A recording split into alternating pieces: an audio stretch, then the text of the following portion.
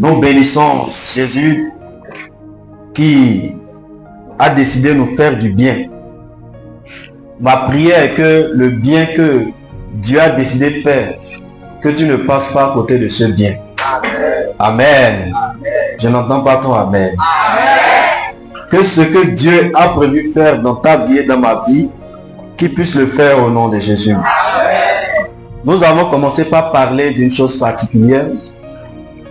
Et durant notre premier module de formation de discipulat, nous avons vu la parole de Dieu.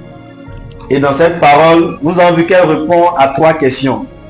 Et l'une des questions, c'est pourquoi est-ce que je vis? Pourquoi est-ce que je vis? C'est une question à laquelle la Bible répond. La Bible répond à cette question. La Bible te permet de savoir pourquoi tu vis. Une personne qui ne sait pas ce pourquoi elle vit, il y a des problèmes. Tu dois savoir ce pourquoi tu vis. Ce pourquoi tu vis, c'est la vision. Ce pourquoi tu vis te permet d'être concentré. Ce pourquoi tu vis, quand tu parviens à sa connaissance, tu n'es plus distrait. Tant qu'un homme, une femme ne parvient pas à savoir ce pourquoi il vit, il sera toujours dans la distraction. Il va s'attacher à ce qui n'appartient pas à sa destinée. Il y a beaucoup de choses auxquelles nous sommes attachés qui ne participent pas à la réalisation du plan de Dieu pour notre vie. Nous sommes attachés à beaucoup de choses. Des choses qui n'ont pas un avantage dans le plan de Dieu pour notre vie. C'est dans le but de répondre à cette question que Dieu, dans sa souveraineté, a voulu que nous parlons de la destinée. Et depuis le dimanche passé, nous avons commencé par voir la destinée. Et nous avons vu que la destinée est biblique. La destinée est biblique. C'est une expression qui se trouve dans la Bible. Et je voudrais exhorter ceux qui n'ont pas suivi le premier enseignement. Vous pouvez aller sur la chaîne YouTube. Nous avons le résumé de l'enseignement ou bien l'enseignement tout complet là-bas. Ça vous permettra de savoir où nous avons quitté. Parce que nous sommes en train d'aller progressivement. Un petit rappel de la définition de la destinée. Nous avons dit que la destinée, c'est le plan établi par Dieu sur la vie de quelqu'un ou quelque chose qui devrait venir à son accomplissement avec la collaboration de l'homme. La destinée, c'est un plan que Dieu a établi sur la vie de quelqu'un ou de quelque chose. Et ça devrait venir à son accomplissement. Mais c'est avec la collaboration de l'homme. L'homme est en collaboration avec Dieu pour que Dieu puisse établir cette destinée. L'autre définition, c'est que c'est la finalité de quelqu'un ou de quelque chose. Elle est pensée, voulue, programmée par Dieu, mais pour laquelle l'homme aussi a son rôle à jouer. Dieu pense, Dieu veut, Dieu programme la destinée d'un homme. Là où tu es, Dieu a déjà pensé des choses sur toi. Là où tu es, Dieu a déjà programmé des choses sur toi. Là où tu es, Dieu veut des choses pour toi. Gloire à Dieu. Il veut des choses pour toi. Et je prie que ces choses viennent à leur accomplissement. Et nous avons compris également que il y a des acteurs qui interviennent dans l'accomplissement d'une destinée. Nous avons vu qu'il y a Dieu. Dieu est celui qui pense. Dieu est celui qui veut. Dieu est celui qui programme ta destinée. Mais il y a l'homme. L'homme, quel est son rôle? Quelle est sa responsabilité? On dit que l'homme, il accepte et va dans la direction que Dieu a établie. C'est ton rôle ça. Tu dois accepter et aussi aller dans la direction que Dieu veut pour toi. Et l'autre chose que nous devons comprendre, il y a aussi le diable. Le diable est un agent perturbateur ou destructeur. Le diable, son rôle, c'est comment perturber ta destinée. Le diable, son rôle, c'est comment détruire ta destinée. Et chacun de nous, nous avons cet ennemi commun. Et son but, c'est comment détruire ta destinée. Et ma prière, c'est qu'il ne la détruise jamais. Alléluia. Que le diable ne détruise pas ta destinée. Et nous avons aussi compris que la destinée, elle existait avant qu'on ne vienne sur la terre. C'est pourquoi Dieu, parlant à Jérémie, dit, avant que tu ne sois formé dans le ventre de ta mère, je te connaissais. Avant que tu ne sortes, je t'ai établi prophète des nations. Donc, là où tu es, depuis, avant que tu ne sois formé dans le ventre de ta maman et de ton papa, Dieu avait déjà un projet sur ta vie. Alléluia. Donc, ce n'est pas lorsque tu es venu que Dieu commence par penser au projet. Depuis le ventre de ta mère, Dieu avait déjà établi un projet pour toi. Et nous avons compris qu'on existait déjà dans l'éternité. Donc, nous sommes venus sur la terre, nous a amenés sur la terre. Ce n'est pas lorsque tu es venu sur la terre que tu as commencé par exister. Gloire à Dieu. Alors, avant que tu ne viennes, Dieu avait déjà établi ce que tu dois faire. Ce que tu dois accomplir. Dieu avait déjà établi ça. Alors, que Dieu nous aide à découvrir ça au nom de Jésus et à accomplir ça. Et je disais également que c'est la destinée que Dieu a établie pour toi. C'est en faisant ça seulement que tu seras heureux. Si tu ne fais pas ça, tu ne seras jamais heureux. Alléluia. Alors, pour avancer rapidement, nous devons comprendre où nous voulons voir deux choses aujourd'hui. Brièvement, nous allons voir le type de destinée que Dieu a pour nous. Et nous irons maintenant de façon détaillée sur ce que j'appelle quelques composantes de la destinée. Nous allons voir le type de projet que Dieu a pour nous brièvement, mais aussi nous allons voir les composantes de la destinée. Ce que nous devons comprendre, et je prie que tu sois concentré, que rien ne te distrait. Dieu, en Jérémie chapitre 29, les versets 10 et 11, il dit: mais voici ce que dit l'Éternel.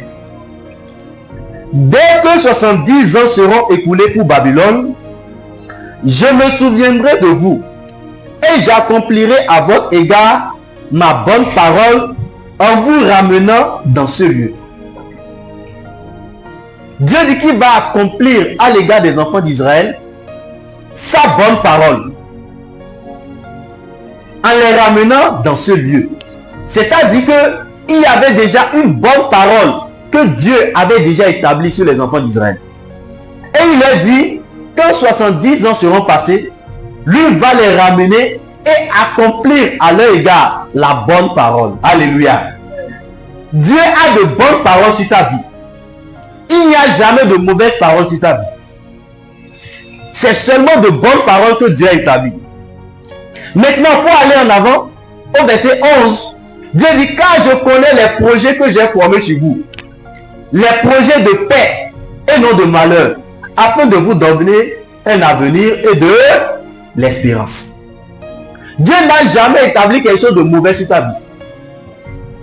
Dieu établit des projets de paix et non de malheur. Gloire à Dieu. Dieu établit des projets de paix et non de malheur. Dieu n'a pas prévu que tu sois dans le malheur. Parfois tu es là, tu dis, moi, c'est ma vie qui est comme ça. Je suis destiné au malheur. Jamais. Dieu n'a jamais prévu que tu sois dans le malheur. Et tu ne dois pas accepter ça. Le malheur n'est pas ton partage. Il y a des projets de paix et non de malheur. Pour vous donner un avenir et de l'espérance. Gloire à Dieu. Donner un avenir et de l'espérance. Je voudrais dire à quelqu'un, tu as d'avenir. J'ai d'avenir. Nous avons de l'espérance. Quelle que soit la famille de laquelle tu viens, ça n'empêche pas que l'avenir, l'espérance s'accomplisse. Ça ne dépend pas de ta famille de provenance. Ça dépend de là où tu viens avant ta famille de provenance. Ta famille de laquelle tu viens, ils sont juste des réceptionneurs. Ils sont le moyen par lequel Dieu t'a amené sur la terre. Ils sont juste un canal. Mais ta vraie famille est spirituelle. Et c'est Dieu. Or, le spirituel domine sur le physique. Donc, même si tu viens d'une famille détruite, ça n'empêche pas Dieu d'accomplir ce qu'il a sur ta vie. Alléluia. Quel que soit ton passé, Dieu est prêt pour toujours accomplir ce qu'il a déjà prévu sur ta vie. Gloire à Dieu. Brièvement, je vais m'arrêter là pour le type de destinée. Mais sois sûr et que le diable ne te mente plus à partir d'aujourd'hui. Dieu a de bons projets sur ta vie. Alléluia. Ne permets pas au diable de te mentir. Que rien ne te fasse croire qu'il y a de mauvais projets sur ta vie. Que rien ne te fasse croire que toi, tu es un échec. Que rien ne te fasse croire que rien de bon ne peut sortir de toi. Que rien ne te fasse croire qu'il n'y a pas de l'espérance pour toi. Il y a de l'espérance. Il y a quelque chose que Dieu est toujours prêt à faire avec toi. Dieu a pris une femme de laquelle il a sorti 7 démons. Cette femme a eu un futur merveilleux. Ça ne dépend pas de ton passé. Ça dépend de la manière dont tu retrouves ton identité en lui. Si un homme peut se retrouver, il va voir ce que Dieu a déjà établi pour lui. Le Dieu merveilleux. Les enfants d'Israël allaient en esclavage pendant 70 ans. Et Dieu dit, après l'esclavage là, je vais accomplir le bon projet. L'esclavage n'annule pas le bon projet. Alléluia. Ce n'est pas parce que tu es en esclavage que le bon projet de Dieu ne va pas s'accomplir. Ce n'est pas parce qu'il y a des temps difficiles que tu ne comprends pas que le bon projet ne va pas s'accomplir. Ce n'est pas parce qu'il y a un adversaire qui domine que le bon projet ne va pas s'accomplir. Dieu voyait qu'ils étaient en esclavage, mais Dieu dit ce n'est pas la finalité. Et nous avons compris que la destinée c'est la finalité. Alléluia. Donc Dieu leur dit, ces 70 ans-là ne sont pas votre finalité. Donc ce que tu vis n'est pas ta finalité. La finalité, elle sera meilleure pour toi au nom de Jésus. Donc Dieu leur dit, il y a de bonnes paroles. Il y a de l'espérance. L'esclavage n'annule pas le plan de Dieu. Les difficultés n'annulent pas le plan de Dieu. Le passé douloureux, le passé chargé n'annule pas le plan de Dieu. La domination, ce que tu subis aujourd'hui, n'annule pas le plan de Dieu sur ta vie. Est-ce que quelqu'un est en train d'être conscient de ça? Je prie que Dieu renouvelle ton intelligence au nom de Jésus. Alors, bien-aimé, quelles sont les composantes de la destinée? Quand nous parlons de destinée, quelles sont les choses qui sont contenues dedans? Quelles sont les choses qui sont très importantes dans la question de la destinée que nous ne devons pas négliger? Que lorsque tu vas négliger ça, automatiquement, ta destinée va commencer par avoir un problème. Quels sont les éléments que tu ne dois pas négliger? Si tu négliges, si tu prends ça à la légère, tu es en train de mettre en danger ta destinée. Et nous allons voir comment Dieu a mis ces choses en place. Il y a plusieurs choses et la liste n'est pas exhaustive. Mais je voudrais que tu commences par voir ça et que tu analyses et que tu ouvres ton cœur pour accepter la manière dont Dieu veut utiliser ces différentes composantes pour que ta destinée soit meilleure. Rappelez-vous que nous avons dit que Dieu accomplit la destinée en collaboration avec l'homme. Si l'homme ne collabore pas, le plan pourrait ne pas venir à son accomplissement.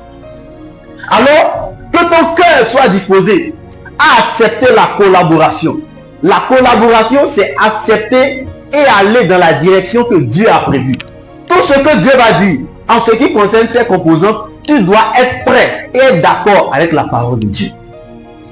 Tu dois dire oui, c'est comme ça. Je décide de m'aligner. Alors, puisque tu as décidé de t'aligner, tu ne peux pas échouer. Mais tant que l'homme ne va pas s'aligner, son échec est déjà garanti. Que cela ne soit pas ton partage au nom de Jésus. La première des choses qui paraît importante pour moi, parce qu'elle est la première institution de Dieu, c'est la personne à épouser. Alléluia. La personne à épouser. C'est une grande question qui taraude les jeunes. La personne à épouser participe à ta destinée. Si jamais ça ne se fait pas bien, automatiquement, ta destinée va commencer par avoir des problèmes. Si tu ne trouves pas la bonne personne, Si tu n'es pas attaché à la bonne personne, tes efforts seront vains. C'est pourquoi le premier élément que j'ai identifié et qui paraît très très important, c'est la personne que tu dois épouser.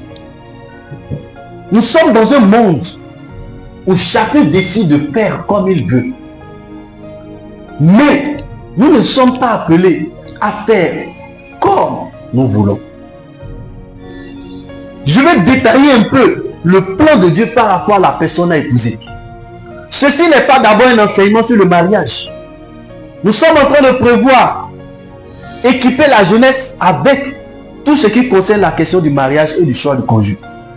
Et même dans la formation du discipulat, les modules, il y a la question du mariage dedans.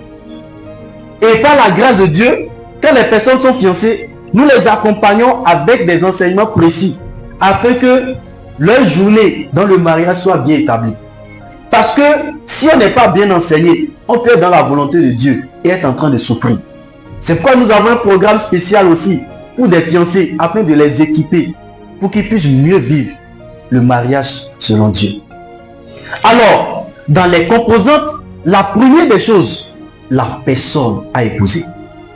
Genèse chapitre 1, le verset 27.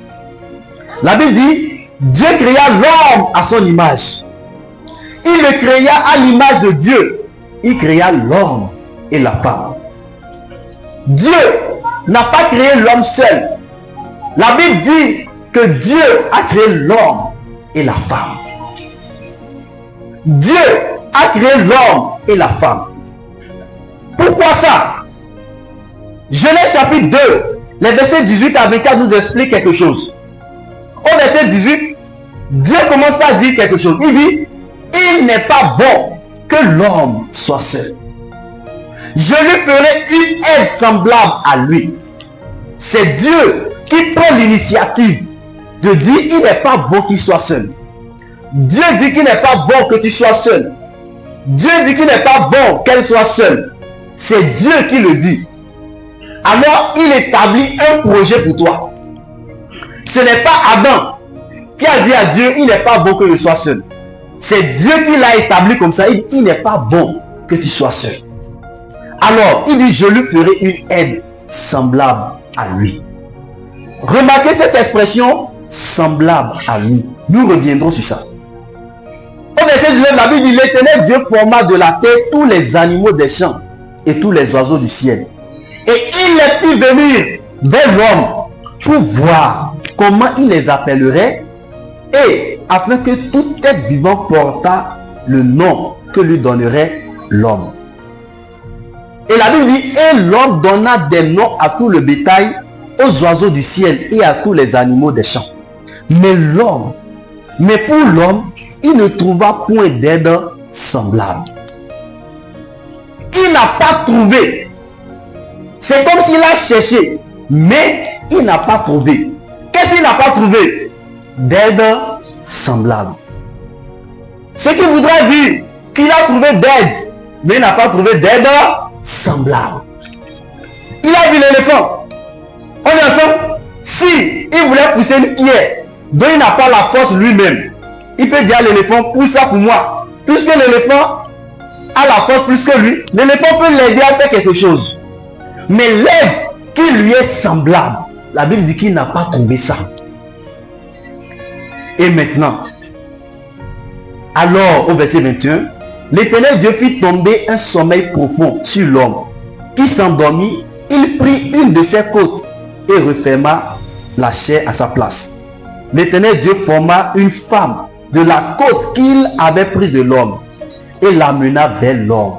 Et l'homme dit, voici cette fois-ci, celle qui est os de mes os et chair de ma chair, on l'appellera femme parce qu'elle a été tirée de moi. Alléluia. Ce que nous devons comprendre dans la question de la personne à épouser, le type de personne, c'est la personne qui est semblable à l'homme. Si tu veux réussir ta destinée, la personne que tu dois épouser doit être semblable à toi. La personne doit être semblable à toi. Qu'est-ce que ça veut dire semblable à toi? Adam est d'abord spirituel, n'est-ce pas? Adam est à l'image de Dieu.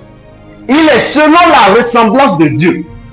Donc la personne qui va être ton aide, la personne que tu vas épouser, doit être semblable à toi.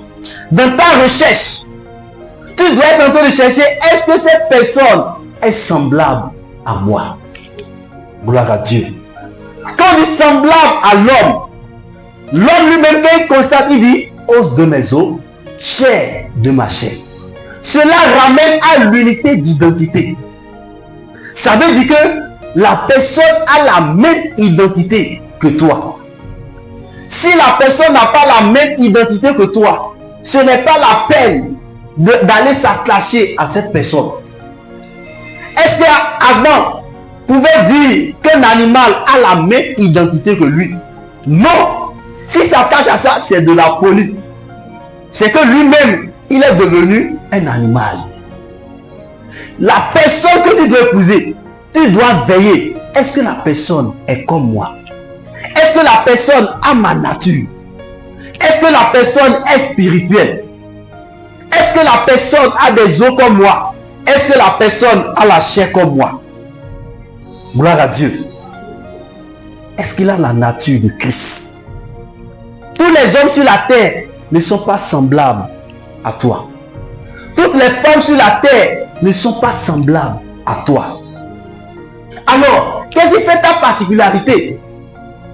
Pourquoi ils ne sont pas semblables à toi alors qu'ils sont des hommes comme toi? Tu as reçu Jésus si tu l'as réellement reçu.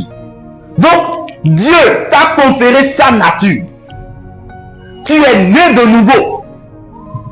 Si une personne n'est pas née de nouveau, elle n'a pas ta nature. Si une personne n'a pas Christ, elle n'a pas ta nature. Alléluia. Cette personne n'a pas ta nature. Et il y a le problème. Ça doit être une personne qui tire sa source de Dieu. Alléluia. Maintenant, je vous ai dit que, ou du moins la Bible dit que Dieu a amené des animaux auprès d'Adam. Ils ont amené les animaux auprès de l'homme. Mais la Bible dit qu'il n'a pas trouvé d'être semblable. Parce que c'était des animaux. Mais lui, il est humain. Maintenant, la Bible commence par nous expliquer quelque chose qui est très important. En 1 Corinthiens chapitre 2, le verset 14. La Bible dit, l'homme animal ne reçoit pas les choses de l'Esprit de Dieu. La Bible nous explique par la suite qu'il y a des hommes qui sont des animaux. Gloire à Dieu. Donc de la même manière que Adam était en face des animaux, c'est comme ça aujourd'hui également, nous avons des hommes mais qui sont des animaux. Gloire à Dieu. Pourquoi des animaux? Par nature. Ils n'ont pas la nature de Dieu. Ce sont des hommes qui sont des animaux. Il dit l'homme animal. Pourquoi la Bible l'appelle l'homme animal? Il dit, il ne reçoit pas les choses de l'Esprit de Dieu. Ce n'est pas tout le monde qui reçoit les choses de l'Esprit de Dieu. Donc, tous ceux que tu vois, tous ne reçoivent pas les choses de l'Esprit de Dieu. Il y a l'homme animal. Donc, tu dois prendre soin de vérifier. Est-ce un homme qui reçoit les choses de l'Esprit de Dieu ou bien un homme animal? Cette question, tu la poses quand tu es conscient et tu veux réussir ta vie. Tu veux réussir la destinée que Dieu a prévue pour toi. Ceux qui s'en foutent, ils se mettent seulement comme ils veulent et commencent par avoir des problèmes plus tard. Il dit, il ne reçoit pas les choses de l'Esprit de Dieu. Pourquoi? Parce que c'est spirituellement qu'on en juge. Pour lui, c'est une folie. Des personnes qui ne supportent pas les profondeurs de la présence de Dieu, tu dois faire attention. Il y a quelque part que Dieu veut t'amener. Et à cause de ça, tu dois être exigeant sur cette affaire. Je ne badine pas avec à cause de la destinée que je dois accomplir. À cause du plan de Dieu sur ma vie, je fais attention pour ne pas m'attacher à quelqu'un qui n'a pas la même nature que moi. Si jamais je m'attache, il peut y avoir de problèmes dans la suite. Il dit, elle a été tirée de l'homme. Son être semblable a été tiré de lui. Tirer de lui, ça veut dire quoi? Ça ne veut pas dire qu'elle est inférieure ou étrangère à lui. C'est parce qu'il a cette nature, la personne vient de ta nature. Ça veut dire que tu te reconnais dans la personne. Gloire à Dieu. Tu ne peux pas t'attacher à une personne en qui tu ne te reconnais pas. En qui tu ne vois pas les valeurs de ton royaume. Tu appartiens au royaume de Dieu. Et il faut que la personne à qui tu vas t'attacher puisse avoir également les valeurs du royaume que tu proclames. Et elle a été tirée de l'or. Tu dois voir des valeurs que toi tu proclames, les valeurs sur lesquelles tu es exigeant. Un jour, une soeur m'a contacté. Elle me dit, frère, il y a quelqu'un qui m'a approché. Et je suis en train de prier par rapport à ça. Mais j'ai essayé de regarder. Je lui ai demandé s'il est né de nouveau. Il a commencé par me dire que lui, il a fait le baptême, que lui, il est parti ici, il a un pasteur qui l'a fait ci, qui l'a fait ça. Elle dit que de toute façon, il a vu là. Elle n'a pas été formée comme elle a été formée. Et par la suite, elle continue. J'ai dit, continue pas à prier pour mieux voir. Et je l'ai dit une fois, et le sujet là commence à évoluer. Elle dit qu'elle a testé pour voir qu'est-ce qu'il pense de la relation sexuelle avant le mariage. Et il dit, ça dépend. Que si la relation de fiançailles ne va pas durer, on peut rester sans sexe avant le mariage. Mais si ça sera non, donc ce n'est pas possible. Alléluia. Automatiquement, il révèle son identité. Elle dit, quand elle a constaté ça, lui, il ne partage pas les valeurs que je proclame. Il n'appartient pas à mon royaume. Automatiquement. Il a dit, il faut le fuir. Gloire à Dieu. Il faut le fuir. Mais il proclame qu'il appartient à une communauté chrétienne. Le fait que la personne appartienne à une communauté chrétienne ne veut pas dire qu'il est dans le royaume. Le royaume, ce n'est pas une église. Le royaume, ce n'est pas une église. C'est un système de fonctionnement. C'est une manière de penser le royaume de Dieu. Le royaume de Dieu, c'est une manière de faire. Donc, dans ton système de fonctionnement, s'il ne se retrouve pas dedans, il y a des problèmes. Tu n'as pas le droit de t'attacher à celui qui n'est pas dans le même système de fonctionnement.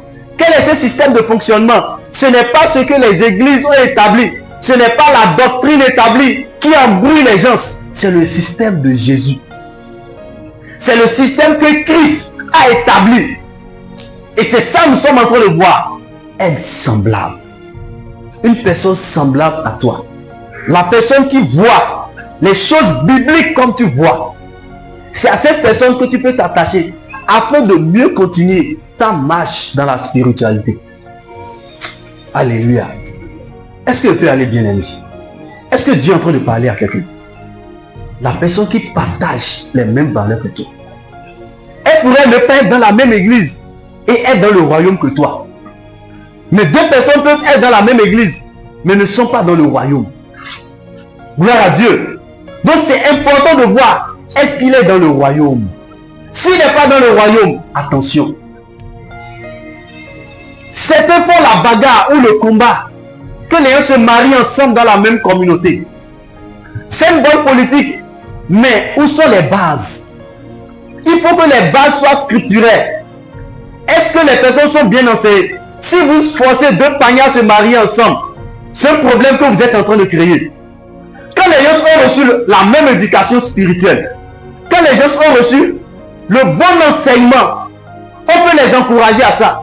Mais quand vous ne leur donnez rien qui puisse bâtir leur vie et vous les encouragez à rester ensemble, il y a des problèmes. Alléluia. Il faut être sûr de ce que tu es en train de donner aux gens afin de les encourager à rester ensemble. Donc il faut qu'on soit sûr de l'enseignement de base qu'on est en train de donner. Mais s'il n'y a pas d'enseignement juste pour pérenniser la communauté, il y a des problèmes. Comment pérenniser la communauté en forçant des personnes à rester ensemble?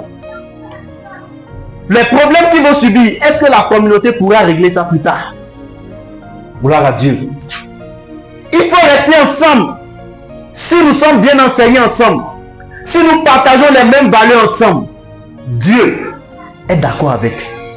Et tout ça là, c'est sous la direction de l'Esprit encore, pour vérifier clairement. Parce qu'il y a plusieurs hommes, il y a plusieurs aides, il y a plusieurs qui ont la même nature que toi. Est-ce que tu vas épouser plusieurs personnes? Non. Mais il faut voir dans ceux qui ont la même nature qui te correspond. Alléluia. Gloire à Dieu. Comme je l'ai dit, je ne suis pas en train de faire un enseignement sur le mariage. C'est juste une manière pour pouvoir guider. Nous aurons le temps pour détailler cela en profondeur. Est-ce que quelqu'un est intéressé par ça? Alléluia. Amen. Bientôt, nous allons organiser ça. Mais la personne doit être semblable à toi. Reçoit les mêmes valeurs. Va dans la même direction biblique que toi. Sinon, il y a le problème. Maintenant, lorsque je préparais le message, Dieu m'a dit quelque chose que je veux aider les frères et sœurs avec. Parfois, le choix devient compliqué pour les uns et pour les autres. Et le célibat devient chronique. Regardez quelque chose qui s'est passé avec Adam et Ève, qui est vraiment particulier, qui a ouvert mes yeux. La Bible dit, lorsque Dieu a fait tomber Adam dans un sommeil profond, à son réveil, la Bible dit que Dieu forma une femme de la côte qu'il avait prise de l'homme. Et l'expression qui m'était, il dit, et il l'amena vers l'homme. Dieu a amené la femme vers l'homme. L'homme n'a pas rêvé de la femme. Souvent les frères et les sœurs attendent rêver d'abord pour voir la personne avant de marier. Gloire à Dieu. Dieu n'est pas obligé de te montrer dans un rêve d'abord la personne que tu vas épouser. Dieu a présenté la femme à l'homme et il a constaté. Il a eu le discernement. Que Dieu te donne le discernement. Dieu va te présenter, Dieu va amener vers. Parfois la personne peut ne pas être loin de toi. Mais si tu ne vois pas, tu vas passer à côté. On est ensemble, n'attends pas rêver. Observe. Tu vas constater que cette personne-là, c'est os de mes os. Cette personne-là partage les mêmes valeurs que moi. Cette personne-là voit dans le même sens que moi. Cette personne-là, parfois, elle porte le même fardeau spirituel que moi. Voit la vie de la même manière que moi parfois. Ça là, ça peut aller avec. Et dit, hé, femme, viens ici. Gloire à Dieu. Est-ce qu'on est ensemble là? Il a vu, il dit ça là. Donc parfois, tu dois apprendre à observer. Faut pas attendre que Dieu te montre un rêve chaque fois. Est-ce que les soeurs et les frères sont là? Est-ce que je peux t'aider là? Gloire à Dieu. Il a amené vers. Dieu a présenté. C'est comme ça que Dieu présente. Il présente en organisant des circonstances. On est ensemble là. Des circonstances sont organisées. Et par ces circonstances, tu as le discernement. Quand tu vois, tu dis ça, la voilà. C'est elle ça. C'est lui ça. Observe. Et que Dieu te donne le discernement. La Bible dit, et l'homme dit, voici. Est-ce que Dieu lui a parlé? Alléluia. Est-ce que Dieu a dit c'est elle ça? Non. Elle passait, elle venait vers. Pourquoi Dieu amène vers? Mais tu n'as jamais dit voici. Gloire à Dieu. Dieu amène vers, mais tu n'as jamais dit voici. Est-ce qu'il y a quelqu'un qui dit voici? Gloire à Dieu. Que Dieu t'aide à dire voici. Amen. Il ne faut pas aller mélanger les voici. Gloire à Dieu. Tu as besoin de discernement. Donc, bien aimé, l'accomplissement de ta destinée, il y a la question du choix du conjoint, de la personne que tu vas épouser qui est très important. On est ensemble, il ne faut pas négliger ça. Une personne semblable à toi.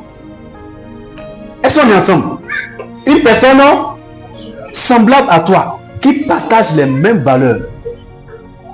Si tu trouves la personne, Dieu va t'aider. Dieu va te donner la stabilité. Que tout ce que Dieu a prévu qui se marie cette année, que Dieu accomplisse ça au nom de Jésus. Gloire à Dieu.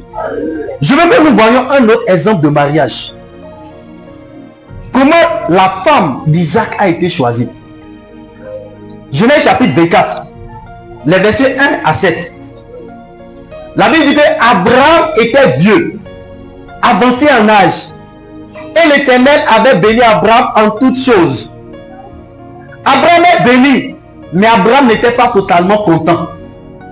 Et au soir de son jour, il dit, Abraham dit à son serviteur, le plus ancien de sa maison, l'intendant de tous ses biens, mais je te prie ta main sous ma cuisse, et je te ferai jurer par l'Éternel, le Dieu du ciel et le Dieu de la terre, de ne pas prendre pour mon fils une femme parmi les filles des Cananéens, au milieu desquels j'habite, mais d'aller dans mon pays et dans ma patrie prendre une femme pour mon fils Isaac.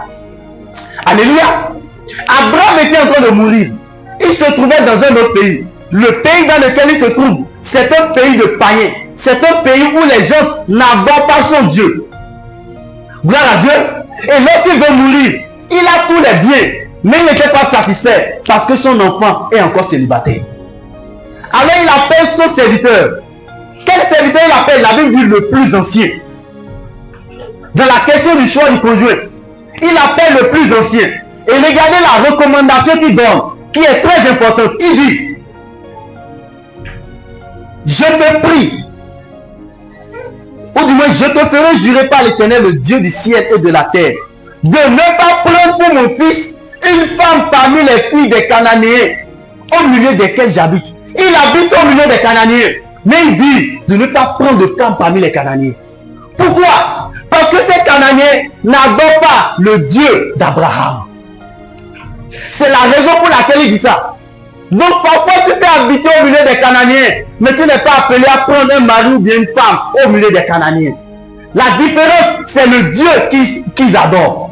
Tu dois savoir quel Dieu ce peuple est en train d'adorer. S'ils n'adorent pas le même Dieu que moi, je n'ai pas le droit de m'attacher à eux. Quelqu'un suit là? Où est la salaire d'Abraham? Il dit, je suis ici. J'ai grandi ici. Je me suis fait de l'argent ici. Je suis à l'aise ici. Mais pour la femme de mon fils, ne prends pas ça parmi les Cananéens. Et quelle instruction il va donner? Il dit, mais d'aller dans mon pays et dans ma patrie pour prendre une femme pour mon fils Isaac. Dans mon pays, la personne qui doit être ta femme doit appartenir à ton pays. Doit appartenir à ta patrie. Quelqu'un suit là? Abraham est loin de sa patrie. Mais il dit, c'est là-bas. C'est là que la femme de mon fils doit provenir. Ça doit provenir du royaume auquel tu appartiens. C'est de là que ça doit venir.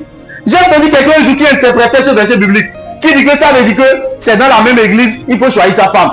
Et c'est ce pourquoi Abraham était en train de parler. C'est à cause des dieux qu'ils sont en train d'adorer. C'est le Dieu qu'ils adorent qui est plus important. C'est la nature que lui transporte. Il avait une alliance avec son Dieu. C'est pourquoi il dit, tu dois épouser une femme qui est attachée à la même alliance. Gloire à Dieu. Est-ce que nous sommes en train de voir, bien aimé? Il doit épouser une femme de son pays. Regardez maintenant. Le serviteur lui dit, peut-être la femme ne voudra-t-elle pas me suivre dans ce pays-ci? Devrais-je mener ton fils dans le pays d'où tu sors? Suivez-moi, bien-aimé. Le serviteur dit, peut-être que cette femme va refuser de venir. Est-ce que je vais prendre ton fils pour aller? Regardez la réaction d'Abraham. Abraham lui dit, garde-toi d'y mener mon fils. Garde-toi d'y mener mon fils. Ça veut dire quoi? Il dit, tu es en train d'aller. Elle va venir. N'amène pas mon fils. Reste là tranquillement. Alléluia. Est-ce que nous suivons, bien aimés? Ça veut dire que le serviteur d'Abraham voulait mettre une sagesse dans l'accomplissement du mariage d'Isaac. Il dit, si la fille refusait de venir, est-ce que moi-même, on ne doit pas mettre une stratégie en place pour atteindre ce but? Il dit, non, n'amène pas mon fils. Et Abraham va commencer par lui parler. Il dit, l'Éternel, le Dieu qui m'a fait sortir de la maison de mon père et de ma patrie, qui m'a parlé et qui m'a juré en disant, je donnerai ce pays à ta postérité, lui-même enverra son ange devant toi. Et c'est de là que tu prendras une femme pour mon fils.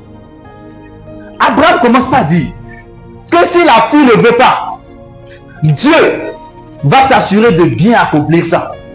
Quelqu'un me suit là? Donc, Abraham dit que cette affaire que tu es en train de faire, il y a la question de l'ange dedans.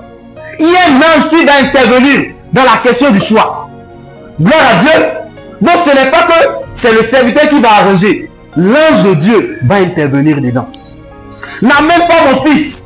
N'utilise pas une stratégie humaine. Dépendant de Dieu, c'est lui qui a la capacité de confirmer les choses. Et vous allez voir, lorsque le serviteur a commencé par aller, à un moment donné, il a prié. Il dit, celle qui va venir, qui va faire ci, qui va faire ça. Et ils ont trouvé la personne. Pourquoi? L'ange a dévancé. Je prie que l'ange de Dieu te dévance au nom de Jésus. Afin que tu ne fasses pas des erreurs regrettables. Gloire à Dieu. Lorsqu'ils sont partis, et ils ont parlé à la femme d'Isaac. Ce que j'ai encore retenu, la femme d'Isaac, elle n'avait jamais vu Isaac. Vous êtes d'accord avec moi? Mais lorsqu'on lui a dit ça, elle sait que, on lui a dit que Abraham, c'est le fils d'Abraham. Or, Abraham, c'est de la même famille. Elle dit, celui-ci, il est de la même famille. Donc, je peux m'attacher à lui. L'autre chose, elle n'a pas vu Isaac physiquement. Et je demandais pourquoi Abraham ne voulait pas qu'on amène Isaac. Et j'ai compris. Isaac est un fils qui est d'une famille riche. Abraham ne voulait pas que le rang social d'Isaac puisse influencer la décision de sa femme. Saint-Esprit. Quelqu'un sur là, si elle croit qu'il est du royaume, qu'elle accepte pour venir. Faut pas qu'elle voit d'abord Isaac pour dire, ah, parce qu'il est lancé, il a la poitrine là, oui, on peut y aller. Que ce ne soit pas le critère qu'il a fait accepter. Mais le critère pour lequel elle va accepter, c'est parce qu'il appartient à la même patrie qu'elle. Quelqu'un sur ce que je dis là. Donc elle devrait accepter sans voir. Sans voir quoi? Le physique. Donc bien aimé, et je vais parler aux sœurs, ce n'est pas le physique qui te fait accepter, c'est l'appartenance au royaume. Quelqu'un me suit là? C'est l'appartenance au royaume. Parce que ce que tu ne vois pas, à un moment donné, tu vas le voir clair. À un moment donné, tu vas commencer par voir qu'il y a de l'or dans cet emballage qui ne paraît rien. Gloire à Dieu. Si c'est la volonté de Dieu, ça pourrait ne rien paraître. Comme s'il n'y a pas un avantage. Mais si c'est Dieu, tu vas voir avec le temps, ça va commencer par se dessiner. Avec le temps, tu vas commencer par voir la gloire de Dieu se manifester. Et ce que tu appelais rien, tu vas commencer par appeler ça trésor. Alléluia. Gloire à Dieu. C'est comme ça, ça s'est passé. Elle n'a rien vu. Mais parce qu'il appartient au royaume, elle a accepté d'aller. Bien aimé dans le Seigneur, ce choix est crucial. Cette décision est cruciale. La même appartenance au même royaume, aux mêmes valeurs spirituelles. Os de mes os, tu dois vérifier le caractère. Tu dois observer pour voir les priorités de la personne. C'est en fonction de ça que tu sais que ça va participer à ta destinée. Donc tu dois savoir le choix qu'il faut faire. Est-ce que le Seigneur est en train de nous aider, bien-aimés?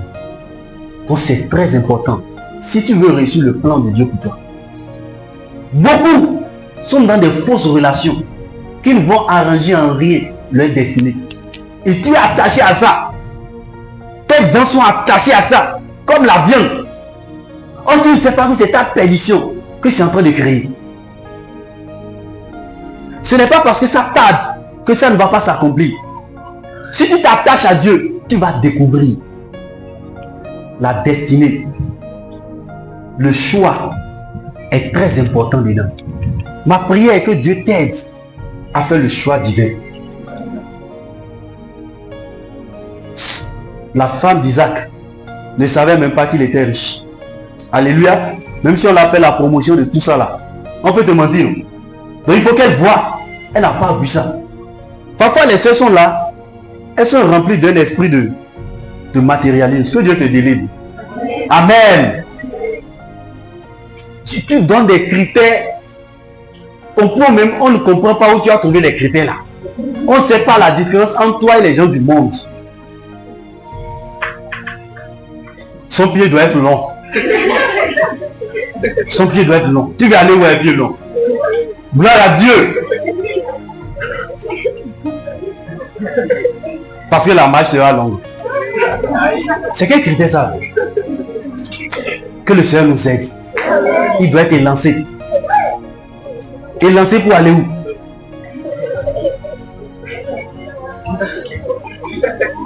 Il doit bien parler français. Gloire à Dieu. Je veux dire à quelqu'un, parfois les sœurs sont là parce que la master ou bien licence, celui qui veut épouser doit forcément avoir un diplôme plus qu'elle. Où tu as appris ça? Qui t'a dit ça? Que la personne que Dieu a choisi pour toi doit forcément avoir un diplôme supérieur. C'est le diplôme qui garde foyer, on t'a dit. Alléluia. Diplôme, c'est pas le cœur. L'autre c'est C, l'autre c'est D. Gloire à Dieu. On est ensemble là. La valeur d'une personne n'est pas d'abord mesurée en fonction de son diplôme. Est-ce qu'elle dit qu'il ne faut pas avoir des diplômes? Il faut étudier, n'est-ce pas? Mais tu dois faire attention. Tes faux critères que tu mets là, que Dieu te délivre de ça. Que Dieu délivre des frères, des femmes claires au nom de Jésus. Ou ces femmes claires qui veulent à chaque instant. Est-ce que j'ai un problème avec les femmes claires? Non. Mais que Dieu te délivre. Elle doit être grosse.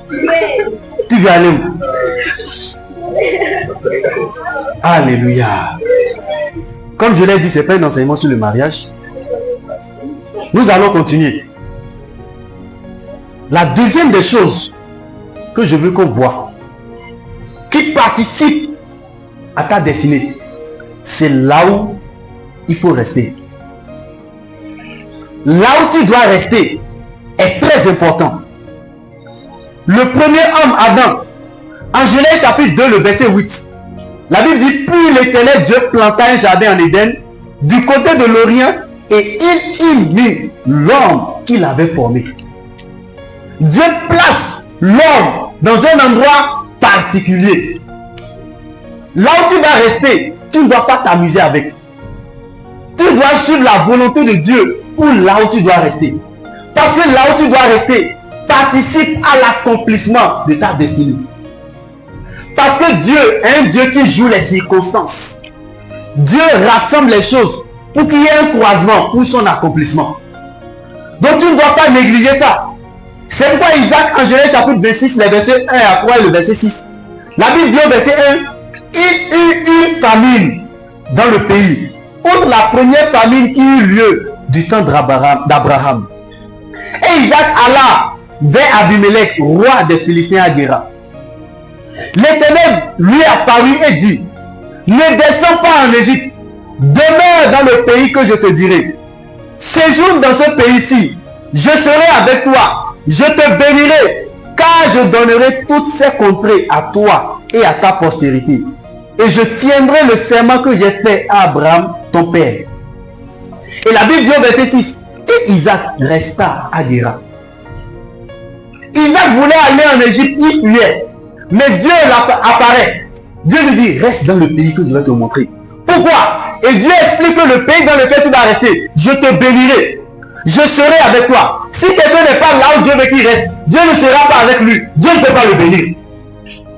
Alléluia. Il dit, je vais te donner toutes ces contrées-là, à toi et à ta postérité. Donc si tu n'es pas là où Dieu veut que tu sois, Dieu ne peut pas te soutenir. Il dit, je serai avec toi. Quand tu vas rester là où j'ai dit. Et la Bible dit, Isaac resta à Guéra. Il est resté là où Dieu veut pour lui. Et Dieu l'a béni abondamment. Bien-aimé, est-ce que tu peux être souple? Est-ce que tu peux accepter et rester là où Dieu veut pour toi? Il y a des lieux auxquels sont attachées tes bénédictions. Il y a des endroits qui participent à ta bénédiction. Ça peut ne pas paraître bon à tes yeux au début, mais c'est là que Dieu va te bénir. C'est là que ta destinée va éclore. C'est là que le plan de Dieu pour ta vie va se manifester. Tu dois rester à quelque part. Cet endroit est très important pour toi. Tu dois savoir identifier que ici, ma vie est en train de trouver sa direction. Je suis en train d'être éclairé sur le plan de Dieu pour ma vie.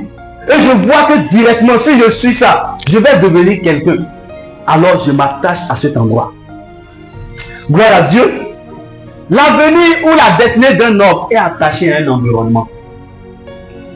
Ton avenir ou ta destinée, c'est attaché à un environnement. Il y a un environnement qui rend favorable ton avenir. Il y a un environnement qui rend favorable ta destinée. Je prie que Dieu t'aide à trouver cet environnement au nom de Jésus. Tu peux être à la mauvaise adresse. Tu vas pleurer, tu vas gémir, tu vas faire beaucoup de choses, ça ne va rien donner. L'enfant prodigue, il a quitté la maison de son père. Il est parti ailleurs. Il a souffert là-bas. Il a fallu qu'il revienne dans la maison de son père. Gloire à Dieu. Là où nous devons rester. Je veux continuer. La troisième chose, c'est quoi faire. En ce qui concerne ta destinée, il y a quelque chose que tu dois faire qui va participer à l'accomplissement de ta destinée. Ta destinée est attachée à ce que tu dois faire. Ce que tu dois faire, ou du moins ta destinée, influence ce que tu dois faire. Tu ne peux pas choisir ou décider de faire tout ce que tu veux. Puisque la destinée d'un homme influence ce qu'il doit faire. Ça donne également la direction dans ce qu'il doit faire. Alléluia. Genèse 2, le verset 15. L'Éternel Dieu prit l'homme et le plaça dans le jardin d'Éden pour le cultiver et pour le garder. Lorsque Dieu prend l'homme, il le met dans le jardin d'Éden. Mais vous allez constater deux choses. Cultiver et garder. Gloire à Dieu. Est-ce que quelqu'un est en train de suivre? Maintenant, ça veut dire quoi cultiver? Ça veut dire quoi garder? Remarquez, il a mis là pour le cultiver et pour le garder. Cultiver, ça veut dire travailler. Ça veut dire faire une activité. Ça veut dire accomplir un labeur. Cultiver, ça veut dire travailler pour un autre. Cultiver, ça veut dire servir un autre. Ça veut dire quoi cultiver? Ça veut dire servir Dieu. C'est les trois sens du mot cultiver. Donc lorsque Dieu était en train de dire à Adam, cultive, Dieu lui dit travaille. Ça veut dire également que Adam devait travailler pour quelqu'un. Donc Adam était en train de travailler pour Dieu. Ça veut dire que Adam devait servir Dieu. Donc il doit s'identifier. Il doit trouver ce que Dieu veut qu'il fasse. Il doit trouver l'activité qu'il doit faire. Dieu, en plaçant Adam en Éden, lui dit tu vas travailler. Alléluia. Donc Adam devait servir Dieu par son activité. Donc l'activité qu'il doit accomplir, c'est en servant Dieu. Il sert Dieu par l'activité qu'il doit faire. Alléluia. Donc ta destinée influence ce que tu vas faire. Tu n'es pas appelé à faire n'importe quoi. Il y a quelque chose que tu dois faire qui appartient au plan de Dieu pour ta vie. Alléluia. Garder, ça veut dire quoi? Ça veut dire protéger, veiller sur le bon fonctionnement. Donc lorsque Dieu disait à Adam, garde le jardin, ça veut dire que veille à ce que tout fonctionne normalement comme je l'avais prévu. Donc quand Dieu nous place, c'est dans le but de permettre au fonctionnement des choses de Dieu de se passer normalement. C'est de permettre à ce que les choses fonctionnent comme Dieu a voulu. Donc l'homme devait préserver l'ordre d'idées. Donc en travaillant, en gardant, il doit préserver l'institution que Dieu a établie. Travailler. Et nous comprenons alors que le travail n'est pas une malédiction. Ce n'est pas en Genèse 3 que la question du travail est venue. Dieu demandait déjà à Adam de travailler. Mais le contexte du travail dans le jardin et hors du jardin, c'est différent. Pourquoi? Dans le jardin, l'homme avait déjà ce qu'il va manger avant de travailler. Mais hors du jardin, l'homme devait travailler pour manger. Là, c'est une punition. Mais dans le jardin, le travail n'est plus une punition, c'est un plaisir. C'est pourquoi quand tu découvres le plan de Dieu pour ta vie, et tu découvres ce que Dieu veut que tu fasses, ce n'est plus une punition pour toi. Tu es heureux en faisant ça. Donc pour faire une petite parenthèse, avant de venir en cet enseignement prochainement, le plan, l'activité que Dieu veut que tu fasses, le travail que Dieu veut que tu fasses, tu vas trouver un plaisir dedans. Tu es heureux de le faire. Ça ne te dérange pas de faire la chose. Tu es heureux dedans. Ce n'est pas une punition pour toi. Pour une autre personne, ça peut être difficile. Mais toi, tu te sens à l'aise dedans. Pourquoi? C'est la volonté de Dieu pour toi. C'est ce pourquoi il t'a créé. C'est ce que tu dois accomplir. Tu te sens à l'aise dedans. C'est sans forcing. Personne n'a besoin de te forcer. Pendant que d'autres trouvent ça difficile, toi tu trouves ça comme si c'est de la plaisanterie. Tu es heureux dedans. Pour toi, c'est un jeu. Mais pour les autres, ce n'est pas un jeu. Pourquoi? Ce n'est pas leur activité dans le jardin d'Éden. Gloire à Dieu. Donc le travail n'est pas une malédiction. Celui qui refuse de travailler, il est en train de refuser ce que Dieu avait déjà établi. C'est quoi le chrétien doit travailler? Le travail, c'est le moyen mis en place par Dieu pour rendre l'homme participant de ses œuvres. Donc, Dieu a fait une œuvre dans le jardin. Donc, Dieu veut que l'homme participe à son œuvre. Dieu met en place le travail pour que l'homme soit participant de ça. Gloire à Dieu. Que Dieu t'aide à trouver ce avec quoi tu vas participer à son œuvre. De quelle manière, de quelle activité tu vas participer à son œuvre au nom de Jésus. Alors, pour aller loin, nous comprenons que Dieu donne une vocation, une mission à l'homme. Là où tu es, Dieu a une mission pour toi dans le jardin d'Éden. Dieu a une vocation, il y a une vocation sur ta vie. Il y a quelque chose que tu es appelé à faire. Ce que nous devons faire s'exprime alors par les dons spirituels, par le talent naturel ou les capacités acquises par la formation. Ce que tu es appelé à faire, tu peux identifier ça par les dons spirituels qui se manifestent au-dedans de toi. Tu peux identifier ça par le talent naturel que Dieu t'a donné ou par les capacités que tu as acquises par la formation. Ce n'est pas tous ceux qui vont à l'école qui sont destinés à accomplir le plan divin par l'école. Mais il y a d'autres. Ce qu'ils vont faire, ils doivent acquérir ça par des capacités, par une formation. Parfois, ce que Dieu veut faire par ta vie, il va te pousser à suivre une formation. Et c'est par cette formation-là que tu commences à entrer dans le plan de Dieu pour ta vie.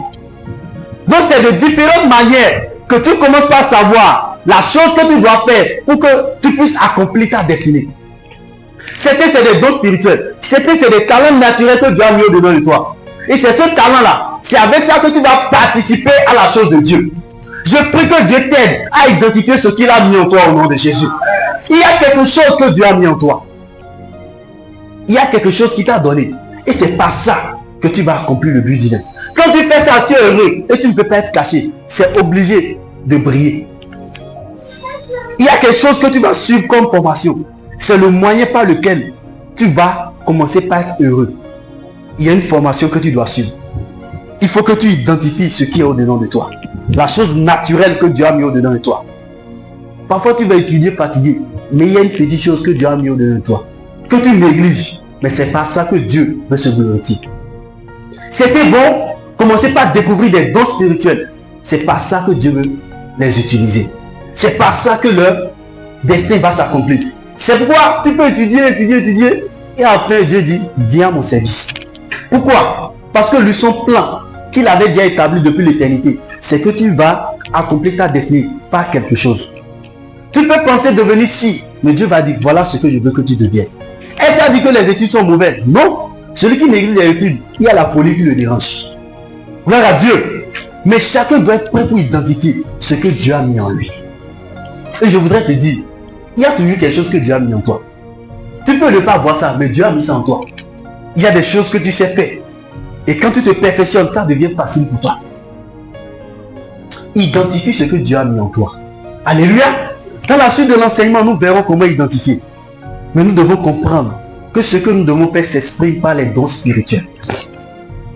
Par les talents naturels que Dieu a mis en toi. Il y a des choses que tu sais faire. Perfectionne-toi et tu vas voir comment Dieu va se glorifier. Beaucoup mangent aujourd'hui par le ministère du théâtre. Pourquoi? C'est ce qu'ils doivent faire dans le jardin. D'autres chantent aujourd'hui et c'est pas ça ils mangent. D'autres font beaucoup de choses. L'autre c'est le commerce. L'autre c'est ci, c'est ça. Il faut que tu identifies pour accomplir ta destinée. Le but de Dieu, c'est que chacun devienne quelque chose. Et d'autres, c'est la formation. Il faut suivre une formation pour que quelque chose s'active au-dedans de toi. Et par ça, tu vas voir que ta vie va commencer par avoir un sens. Ne sois pas oisif. Ne sois pas oisif. Il faut que tu identifies. Et par la prière, Dieu va se révéler à toi. Dieu va diriger tes pas dans le vert pâturage au nom de Jésus. Gloire à Dieu. Je vais terminer. Est-ce que je peux même terminer? L'autre chose qui participe à ta destinée, ce sont les relations. Les relations permettent l'accomplissement de ta destinée. Il y a des relations qui participent ou détruisent ta destinée. La première des choses, les amitiés. La Bible dit en Proverbe chapitre 18, le verset 24, celui qui a beaucoup d'amis les a pour son malheur. Mais il est tel ami plus attaché qu'un frère.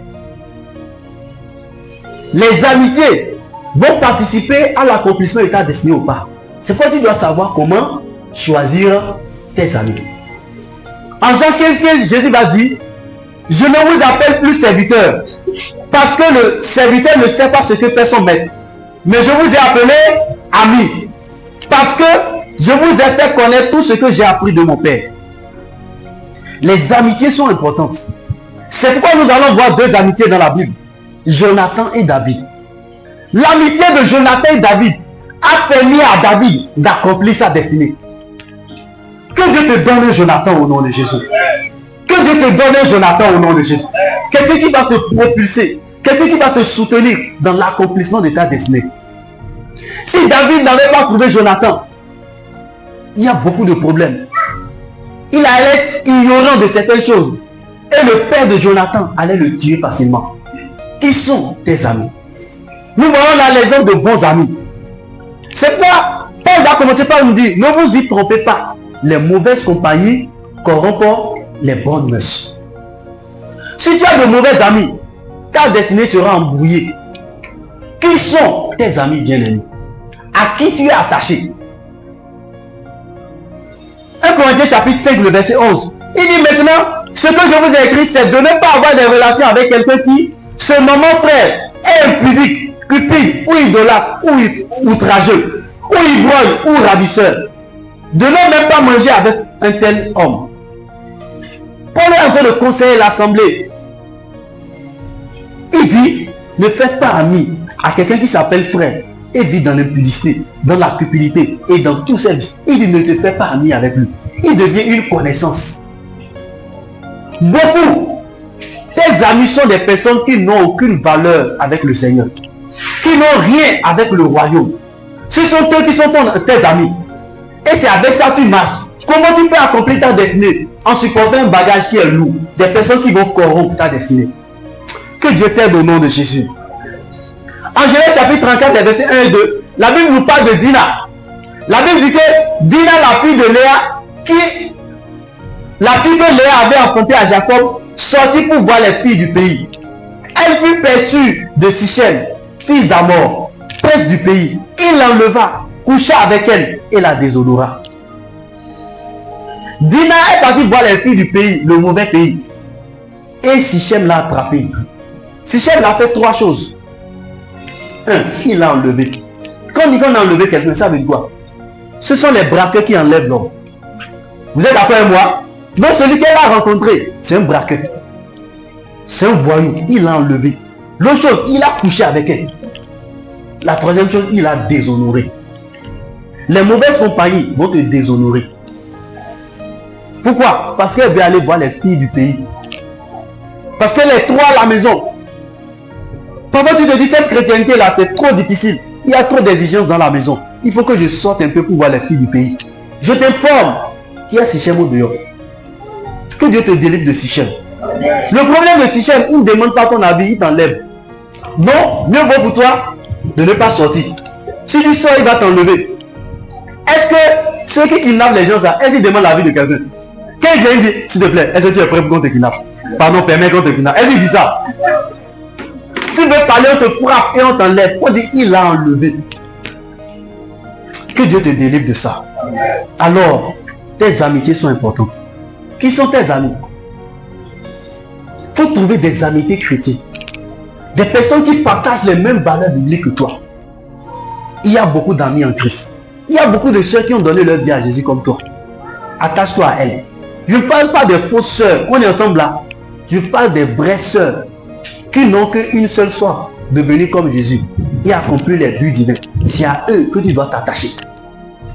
Alléluia. Alors, c'est très important pour les amitiés. L'autre chose dans les relations, il y a ce qu'on appelle les connexions divines. Pour accomplir sa destinée, il faut avoir de bonnes connexions divines. Les connexions divines te permettent de vivre bien ta destinée. Dans les connexions divines, J'aime citer deux personnes particulièrement. Il y a ce qu'on appelle les mentors.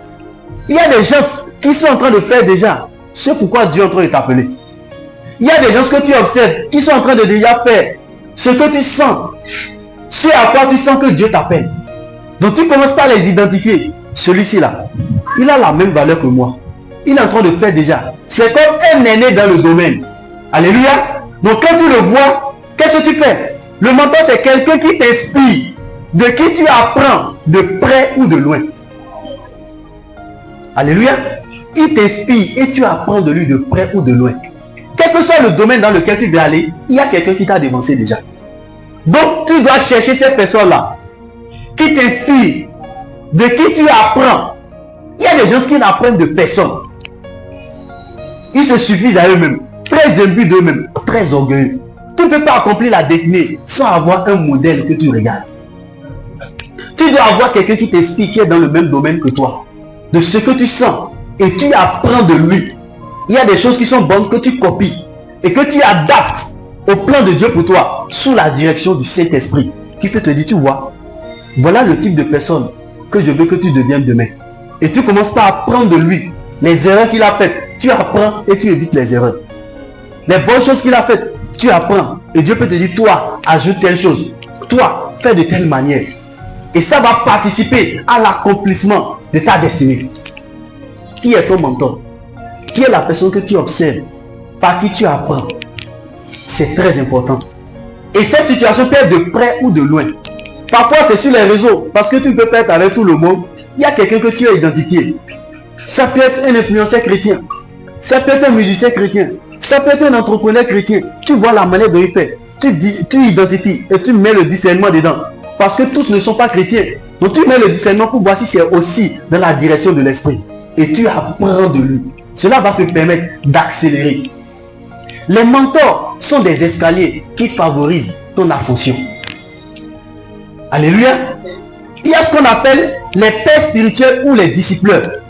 Ce sont parce que la destinée est beaucoup spirituelle. Alléluia. La destinée est spirituelle. Le spirituel intervient dans la question de la destinée. C'est pourquoi il faut aussi un cadre spirituel pour t'aider à accomplir ta destinée. Et ce cas s'inscrit dans une relation de discipulat. Il y a des gens que Dieu va mettre au-dessus de toi, de façon spirituelle, qui seront des aides pour toi dans l'accomplissement du plan de Dieu pour ta vie. C'est une personne qui vous aide à découvrir et à accomplir le plan de Dieu pour votre vie. Il va t'aider. Dieu te connecte à lui, par qui tu peux atteindre le but de Dieu. Ce n'est pas quelqu'un qui joue le dominateur, mais il est accompagnateur. Aujourd'hui, ce que les gens s'appellent daddy, ce que les gens s'appellent père spirituel, c'est dans le but. Ça. On est ensemble là. Tout ce que tu veux faire, c'est lui qui doit... Non, non, non, non. Attention. Ce n'est pas ça la notion de père spirituel. Ce n'est pas ça la notion du discipleur. Tu dois avoir quelqu'un qui va t'aider. Mais ce n'est pas lui qui décide de toute ta vie. Alléluia. Ce n'est pas à lui de décider de ta vie. Il est quelqu'un qui t'aide. Il t'accompagne. Il peut t'orienter. Cette relation est volontaire. Il est un modèle. Bien qu'il soit aussi dans un processus de perfectionnement. Il devient un modèle pour toi. Lui aussi cherche à se perfectionner. Toi aussi tu le suis dans le processus de perfectionnement. Bien aimé dans le Seigneur, personne ne devient rien sans quelqu'un au-dessus de lui. Il y a quelqu'un qui doit être au-dessus de toi. Quelqu'un sous qui Dieu te met, qui peut te réprimander. Gloire à Dieu. Oui, tu ne peux pas aller loin si tu n'as pas quelqu'un de qui tu as peur.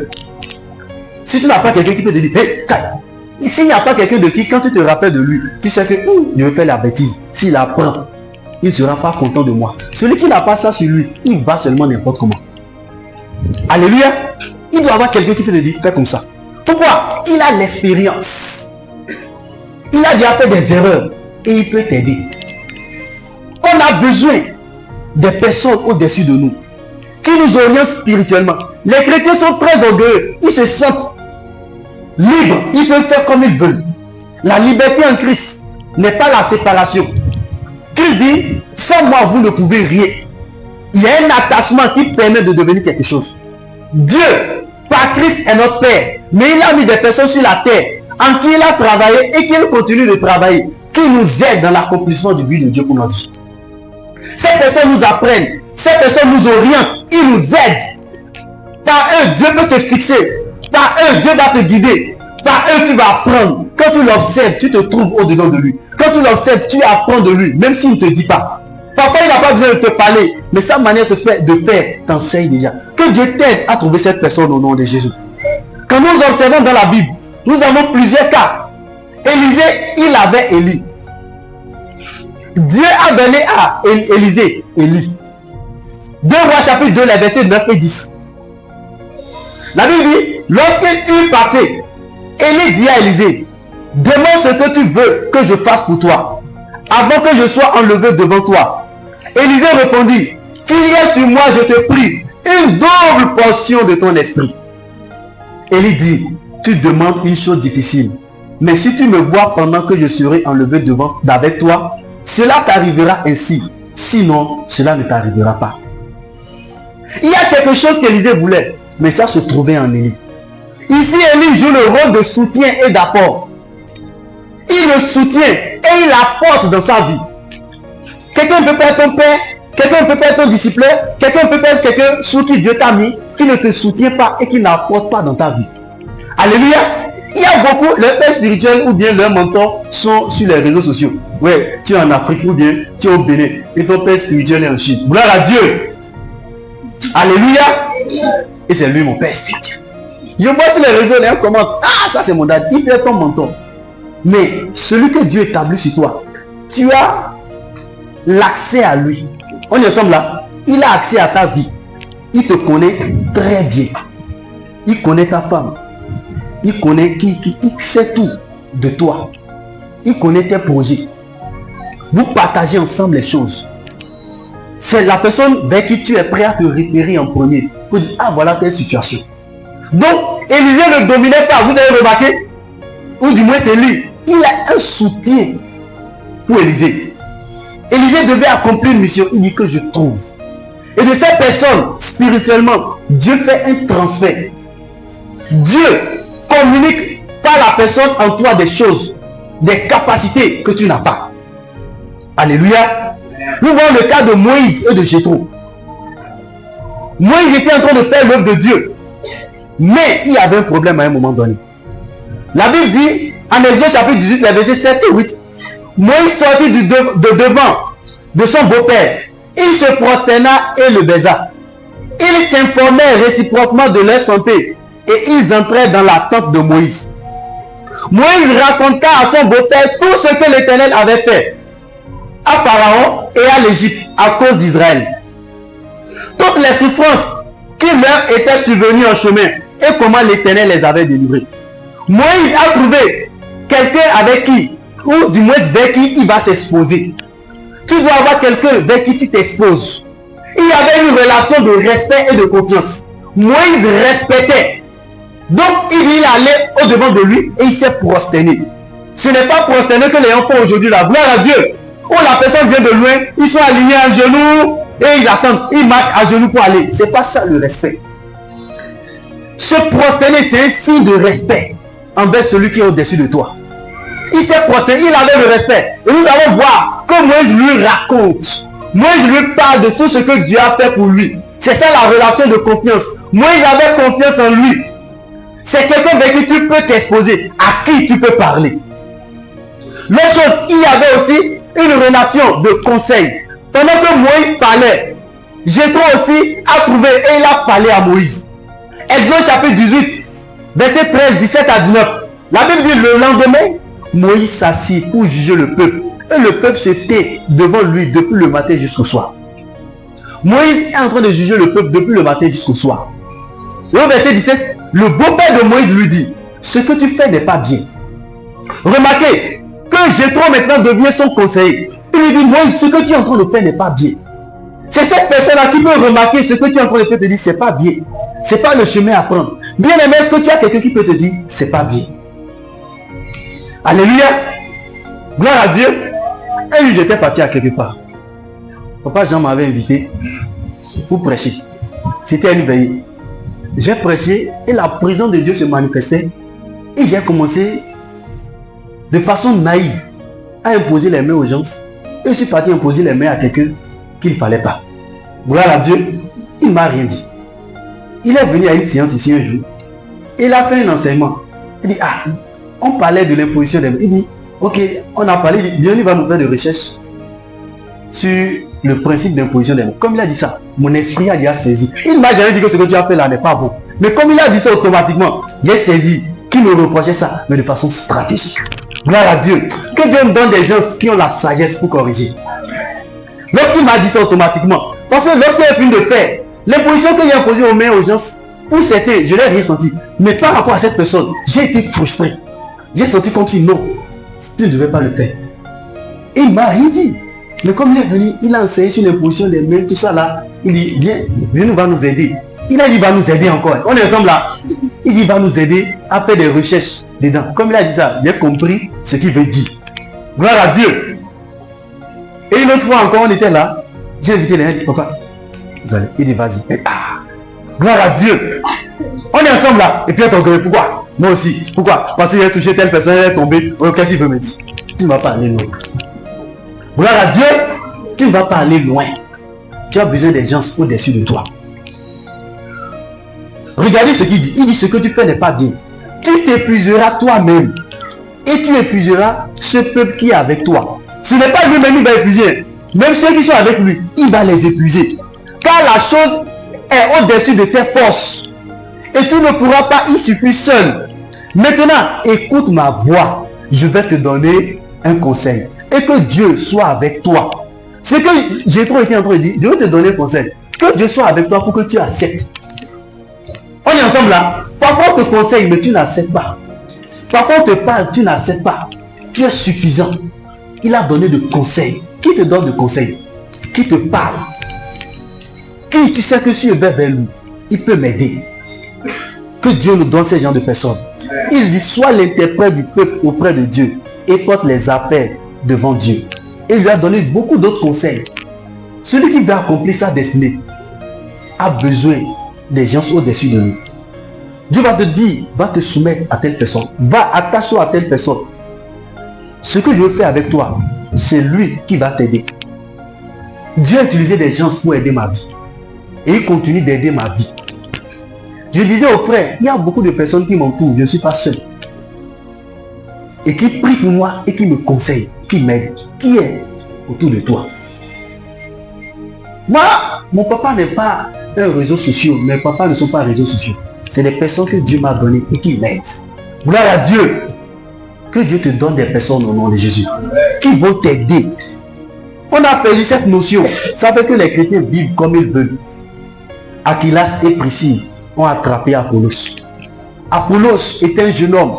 La Bible dit qu'il était fervent d'esprit. Il prêchait n'importe comment. On dit homme éloquent et versé dans les Écritures. Il est venu à Éphèse. La Bible dit qu'il était instruit dans la voie du Seigneur et fervent d'esprit. Il annonçait et enseignait avec exactitude ce qui concerne Jésus, bien qu'il ne connût que le baptême de Jean. Il a connu seulement le baptême de Jean, mais il faisait des choses. Parfois tu es là, tu arrives à prêcher un peu là, tu penses que tu es déjà ça. Ou bien tu arrives à faire un peu de choses là, tu penses que tu es déjà ça. La Bible dit, il se mit à parler librement dans la synagogue. Aquilas et Priscille, l'ayant entendu, le prit avec eux, lui exposait plus exactement la voix de Dieu. Il faisait bien, mais on lui a exposé plus exactement. Il faut que les gens t'exposent plus exactement. Il faut que les gens t'aident pour aller plus exactement. Tu peux être en train de faire, mais ce n'est pas exactement. Il faut que des gens t'aident. Qui est en train de t'aider? Nous avons besoin de ces dispositions. Nous avons besoin que Dieu nous donne des gens. Que Dieu t'aide à identifier ça au nom de Jésus. Et Paul avait Barnabas. Timothée avait Paul. Timothée avait Paul. Ce que nous allons voir en dernier, c'est les relations humaines et communautaires qui participent à l'accomplissement du but de Dieu pour toi. Dieu va te donner les relations humaines. La première des choses, c'est la famille. La Bible dit en Proverbe 20:20, si quelqu'un maudit son père et sa mère, sa lampe s'éteindra au milieu des ténèbres. Ta lampe va s'éteindre si tu maudis ton père ou ta mère. Ceux qui ne respectent pas leurs parents, ils sont en train de mettre en danger leur destinée. Il y a des gens qui maudissent, qui parlent mal à leurs parents. La Bible dit que ta lampe va s'éteindre. Tu dois faire attention que ta lampe ne s'éteigne pas. Comment tu parles de tes parents? Est-ce que tu obéis à tes parents? Je ne parle pas si on te dit d'aller faire petit ou bien ces choses qui ne sont pas dans la volonté de Dieu. Mais il y a des gens qui ont une nature rebelle aux parents. Même si ton papa n'a rien, c'est ton papa. Même si ta maman n'a rien, c'est ta maman. Tu lui dois respect et révérence. Tant que c'est dans le Seigneur. Gloire à Dieu. Tant que c'est dans le Seigneur. Même si tu pousses avec quelque chose qui n'est pas dans le Seigneur, tu dois avoir la sagesse pour refuser calmement. Gloire à Dieu. Et la dernière chose que nous allons voir, il y a la relation communautaire. Bien-aimé dans le Seigneur, il y a des choses que tu ne vas jamais devenir si tu n'appartiens pas à la communauté où ces choses sont déjà. Alléluia. Il y a les bonnes communautés, il y a les mauvaises communautés. En Actes chapitre 16, nous allons voir l'exemple de la bonne communauté. Les versets 1 à 3 disent: il se rendit ensuite à Derbe et à Lys. Et voici, il y avait là un disciple nommé Timothée, fils d'une femme juive, fils juif fidèle et d'un père grec. Les frères de Lys et de l'Icône rendaient de lui un bon témoignage. Paul voulut l'amener avec lui, et l'ayant pris, il le circoncit à cause des Juifs qui étaient dans ce lieu, car tous savaient que son père était grec. Timothée était là. Quand Paul est venu automatiquement, la communauté dans laquelle Timothée se trouvait ont commencé par rendre un bon témoignage de lui. Ils ont encouragé Paul à l'amener. Or, la destinée de Timothée se cachait en Paul. Il devait s'attacher à Paul pour devenir ce qu'il va devenir. Mais il était dans une bonne communauté qui ont rendu de lui un bon témoignage et qui ont dit: Paul, c'est vrai, tu peux le prendre. Si tu n'es pas au bon endroit, tu ne vas pas trouver les personnes qui vont propulser ta destinée. Timothée était appelé à devenir pasteur, mais il faut des gens qui vont rendre témoin de lui. Il faut qu'il soit dans l'environnement qui va participer à l'accomplissement de sa destinée. Alléluia. Donc tu dois être à quelque part où on t'aide à devenir ce que tu dois devenir. L'assemblée qu'il faut fuir. 1 Corinthiens chapitre 11, les versets 11 à 22. C'est par là que nous allons terminer. Paul est en train de parler à la communauté des Corinthiens. Il dit: en donnant cet avertissement, ce que je ne loue point, c'est que vous vous assemblez, non pour devenir meilleur, mais pour devenir pire. Ah! L'assemblée dans laquelle ces gens se trouvent, quand ils se rassemblent, au lieu de devenir meilleurs, ils deviennent comment? Pire. Dans quelle assemblée tu es? Est-ce que l'assemblée permet que tu deviennes meilleur ou que tu deviennes pire? Est-ce que ça te permet de devenir meilleur en Dieu? Est-ce que ça te permet de connaître ton identité? C'est très important. Pas dit qu'ils deviennent pire. Lorsque vous vous réunissez, ce n'est pas pour manger le repas du Seigneur. Chaque fois que vous vous réunissez, il n'y a rien du Seigneur, même si vous appelez le nom du Seigneur. C'est pour devenir pire. Bien-aimé, est-ce que tu vas pour devenir pire ou pour devenir meilleur? Est-ce que le but, c'est t'amener à devenir pire ou bien devenir meilleur? Que Dieu t'aide à identifier ta bonne communauté au nom de Jésus. La bonne communauté à l'université. La bonne communauté en ce qui concerne même le corps de Christ. Alléluia. Tu dois identifier là où tu deviens meilleur et non là où tu deviens pire. Pire dans le péché, pire dans la désobéissance, pire dans la vie de n'importe quoi. Ces gens de choses ne participent pas à l'accomplissement de ta destinée. Parce que la communauté a permis à Timothée de devenir ce qu'il est devenu. Toi aussi, une communauté peut participer à ce que Dieu veut que tu deviennes. Que la grâce de Dieu t'aide. Qu'elle t'aide à trouver la bonne communauté. Qu'elle t'aide à trouver la bonne famille. Qu'elle t'aide à trouver les bons amis.